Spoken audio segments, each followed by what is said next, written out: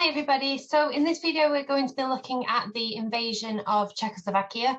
We're going to talk about why this was such a significant turning point in the road to war and ultimately the end of Neville Chamberlain's policy of appeasement. And we can also see in Czechoslovakia how the rest of the MPs react to this, because previously Chamberlain's policy of appeasement had been supported largely, not by everybody, but mainly backed by his MPs, because it was ultimately delaying World War II, which obviously was really positive.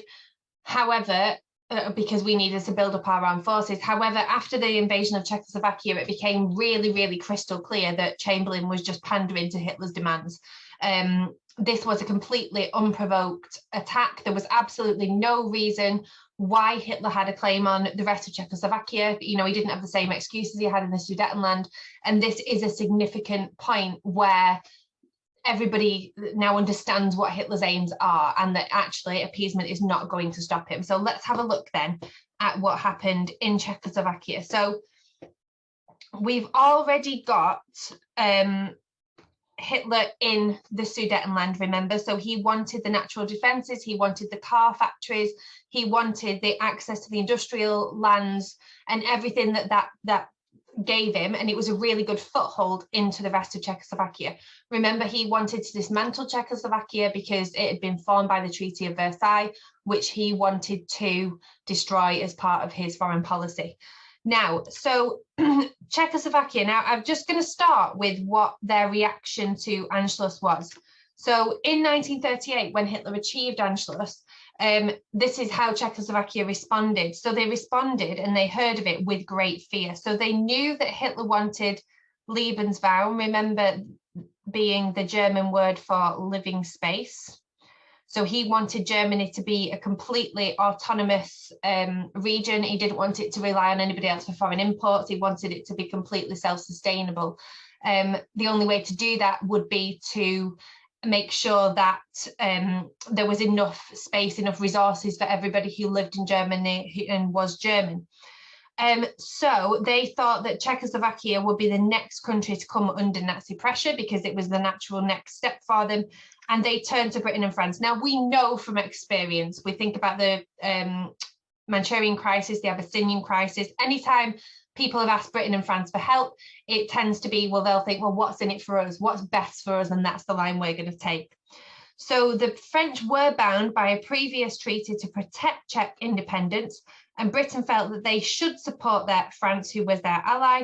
So they both agreed that they would support Czechoslovakia, which for Czechoslovakia should be, you know, something that they would be sort of reassured by. If Germany invaded, Chamberlain was determined to find a peaceful solution. Again, his goal always wanting to avoid war. And he asked Hitler what his intentions towards Czechoslovakia were. Now, Hitler said, I just want the Sudetenland, just give me the Sudetenland and then I'll be fine. I'm not going to go any further than that. But obviously, we know that that was not the case. So if we go to then the story of what actually happened in Czechoslovakia. So the Munich Agreement, which I covered in the last video, had been signed and German troops were entering the Sudetenland on the 10th of October. Hitler was already plotting the occupation of Czechoslovakia. It wasn't like he got into the Sudetenland and then was like, oh, well, while I'm here, I might as well then do this. It was always his intention to do that. So on the 21st of October, he ordered that the German forces in the Sudetenland must be prepared at all times for the liquidation of the remainder of Czechoslovakia. So like they've done in previous places, like they tried to do in Austria in 1934 with the Dollfuss affair, and like they did in Austria, they set about destabilizing the Czechoslovak state. So Goering met with the leading Slovakians and arranged with them to campaign for independence. He wrote, a Czech state minus Slovakia is even more completely at our mercy. And then they had an air base in Slovakia for operation against the East is very important. So they wanted that base to then go even further and then into the USSR. The Munich Agreement laid down that Germany, Britain and France would make a separate treaty guaranteeing Czechoslovakia's independence. When the British and French government eventually asked about this until February 1939, Hitler replied that he needed to await first clarification of the internal development of Czechoslovakia. Now, what he meant by that was, does he need to go in and rescue them again? Because that was his tactic, remember. He wanted people to cause havoc and then he would go in and rescue them. However, this time he doesn't really have anybody to rescue because there aren't any, well, there aren't, not that there aren't any Germans there, but there isn't a population of German people who he would be going saving. So he was waiting for his Slovak allies to create chaos. So the Slovak separatists were campaigning for independence, so to have the Czech Republic and Slovakia again as two separate states. And by March 1939, there was open rioting in Slovak towns.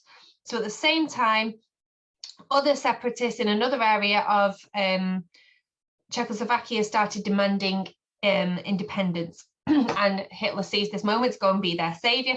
So he sends in a military delegation, which put the Slovak leader on a plane to Berlin. And there he was given a declaration of Slovak independence to sign. Then the Czechoslovakian president arrived. He was kept waiting until 1:15 the next day. So this is Hitler just showing who's in charge. It's like, you might be the president of this country, but you're actually under my command. He was then bullied and harassed until he fainted. Hitler's personal doctor brought him around with an injection where the bullying continued until at 3:55 a.m. So this is a form of, kind of like a form of torture. He signed a prepared document, so this was their intention all along, asking the German army to place the fate of the Czech people and country in the hands of the Führer. So this is not them asking Hitler to go in. This is them telling Hitler that they are asking him to go in. The power is all in Hitler's hands, and this is all premeditated and planned. Okay, this isn't like he just went in and this happened to happen. So the invasion of the rest of Czechoslovakia after Hitler had been given the Sudetenland was really significant. So it's the first time he had invaded a country where he had no claim. There were no German speakers. Again, there may be one or two, but there's no population of German speakers outside of the Sudetenland, and the country had not been German prior to the Treaty of Versailles. Britain and France could no longer hide behind the claim that Hitler was simply taking what was rightfully his, because that was one of their reasons to give him the territories he had previously asked for. Czechoslovakia was a strong country with support, which Britain and France promised to give it and then didn't. It could have fought the Nazis, preventing a full-scale world war, but this opportunity was lost. Again, repetitiveness here we're seeing, because the opportunity to stop Hitler was also lost in the Rhineland. Britain and France had alienated the USSR again and lost a valuable ally against Hitler. Hitler completed his invasion of Czechoslovakia in 1939, the year that World War II broke out. He broke the promises that he had made at the Munich conference and to Chamberlain in the Anglo-German declaration. Now, let's face it, we know, obviously with hindsight, we know that he was never going to stick to those. Chamberlain had to admit that his policy of appeasement had failed. So Chamberlain promised Poland, which looks likely to be Hitler's next target, that Britain would guarantee its independence, and it did have to do that this time, and that's ultimately where World War II did break out. So this was then the end of appeasement. Hitler had been lying, and there is no way now that Chamberlain could say, oh, well, he said this and he did this and then he just wants more. He had outright broken a promise that he had made. It showed that Hitler was not just interested in a greater Germany. So remember, previously he was just wanting to unite all German-speaking people. Now he was just taking over different territories. Hitler gave a speech saying he could not trust Hitler, so total change now, not to invade other countries.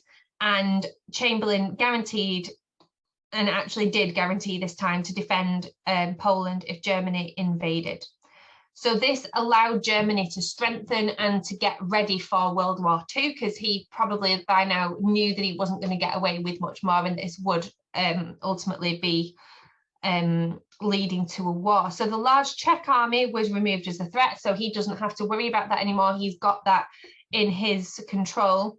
The Czech airfields that were in range of many German cities were lost, and the Czech armaments industry, including the Skoda works, were taken over by Germany after March 1939, and they took over large numbers of Czech tanks. So what's really important about this is the resources that it gives Hitler access to in order for him to prepare for World War II. So if we have a look here at this cartoon, so we've got the Czech state there burning brightly, and this is their candle of that symbolises their independence, and then a German power politics here, putting a hat over that flame, and if you deny a flame of oxygen, it'll go out. So this is the Germans putting out the Czech candle of independence and ultimately taking over Czechoslovakia. So this is what the historian William Shearer said in The Rise and the Fall of the Third Reich. He says this was an abrupt, because it was abrupt, and fateful turning point for Chamberlain and for Britain. The Prime Minister at last, finally, saw that Hitler had deceived him and could no longer claim to trust Hitler. So the first reactions to the Czech crisis, Chamberlain announced what had happened, and many MPs were horrified. So like we said, Chamberlain at this point, if it were up to him, may not have gone against Hitler, but you know, there is a wider parliament involved here. So he admitted that Hitler for the first time had annexed a non-Germanic population. Chamberlain refused to call Hitler's action a breach of faith, saying only that it was not in the spirit of Munich, so the Munich agreement that they had made. So it is very weak. Chamberlain seems to still be defending Hitler, which seems completely bizarre. He emphasised that no aggression had taken place and that German actions had taken place within the acquiescence of Czechoslovakia. And he finished by reasserting the government's aim to substitute the method of discussion for the method of force in the settlement of differences. So again, like one of the aims of the, ironically, the League of Nations, to not use force when you could talk about things. The official protest to Germany was even weaker, beginning, so that what they said to Germany to say you shouldn't have done this. His Majesty's government has no desire to interfere unnecessarily in a matter with which other governments may be more directly concerned. In the rest of Britain, however, there was a violent reaction against Germany. MPs reached a pitch of anger rarely seen, and every newspaper except the Daily Mail condemned Germany, and said that Germany shouldn't have done this. So this is a really, really important time. Now, as for it being the end of appeasement, you know that Chamberlain was really, really desperate for World War II not to happen. And if it hadn't been for the invasion of Czechoslovakia, maybe it wouldn't have happened, because this is when everybody really does start to turn against Hitler and to realise what a threat Hitler actually was. So the invasion of Poland is Hitler's next step, and that is what ultimately does lead to the breakout of World War II, because even though Britain and France had promised to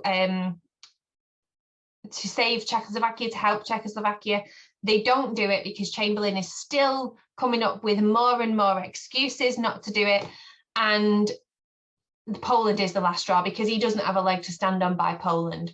So in the next video, I will be looking at the Nazi-Soviet Pact, which is really, really important. In my view, as a historian, it's the main thing that allows World War II to break out, and I'll explain why in that video. But it's really, it's just, there's some brilliant cartoons on the Nazi-Soviet Pact, but it's really pivotal in that it's two absolute opposing ideologies working together, and it gives them both this really big sense of power, which comes from this misplaced trust, well, not trust in one another, but this means to an end of them both to be able to start this campaign against Europe.